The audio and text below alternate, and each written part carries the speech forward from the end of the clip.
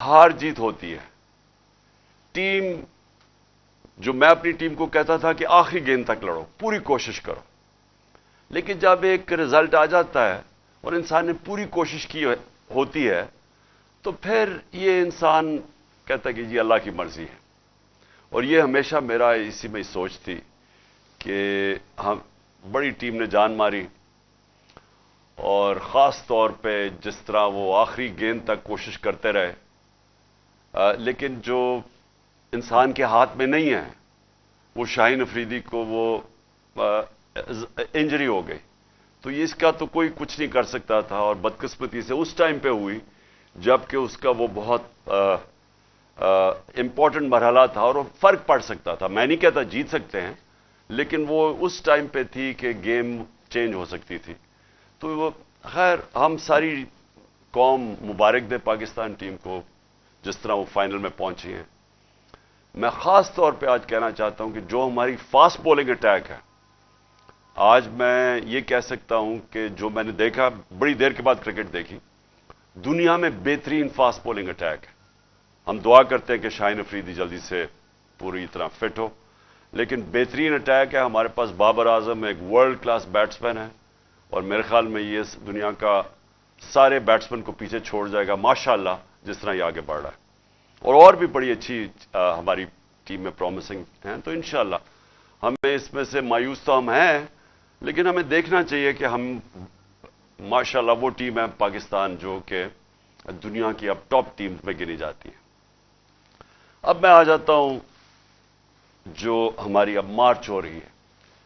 कई लोग कह रहे हैं कि जी बड़ी आहिस्ता आहिस्ता मार्च जा रही है। आहिस्ता तो मार्च ने जाना ही था।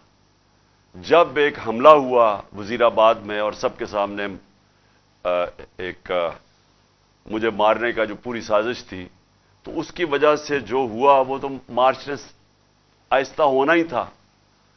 और मैं ये मार्च का पहले आप सारी कौम को बता भी दूं कि ये क्यों है, कि इसके ऊपर बड़ा प्रोपेगेंडा हो रहा है कि जिस तरह पता नहीं क्या हम मुल्क पे जुल्म कर रहे हैं।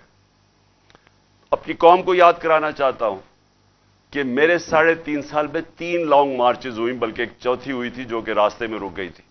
4 हुई थी लॉन्ग मार्चेस। तो क्या वो गैर जमहूरी चीज थी?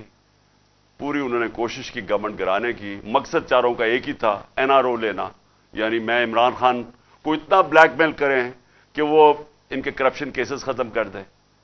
तो ये जो लॉन्ग मार्च है ये उससे बिल्कुल मुख्तलिफ है। इमरान खान कोई अपने करप्शन केसेस नहीं खत्म करवाने के लिए कर रहा। ये मुल्क के लिए बहुत जरूरी है कि इस वक्त हम अपना जमहूरी हक, पुरअमन एहतजाज हमारा जमहूरी हक है, हम इसको इस्तेमाल करते हुए हम इस मुल्क के अंदर साफ और शफाफ इलेक्शंस करवाएं।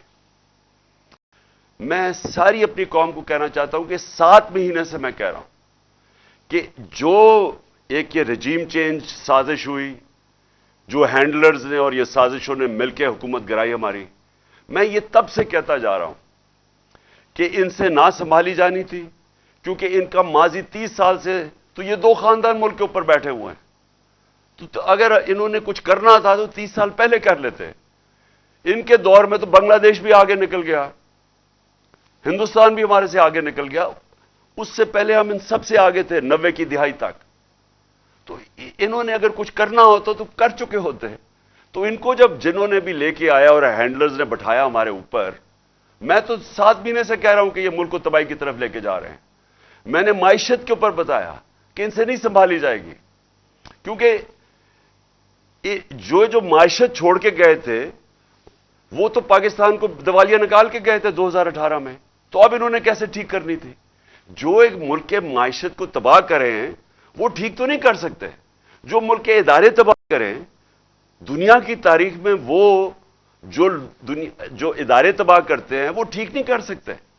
तो मैं तो तब से कहता जा रहा था कि हमने इतनी मुश्किलों से 17 साल के बाद पाकिस्तान की जो माशी तरक्की थी वो 17 साल के बाद बेहतरीन चल रही थी। जो हमारी दौलत में मुल्क के इजाफा हो रहा था, ये तो लिखा हुआ है। ये किसी एक्सपर्ट से भी पूछ लें कि ये 17 साल के बाद पाकिस्तान की माइशत ऊपर जा रही थी।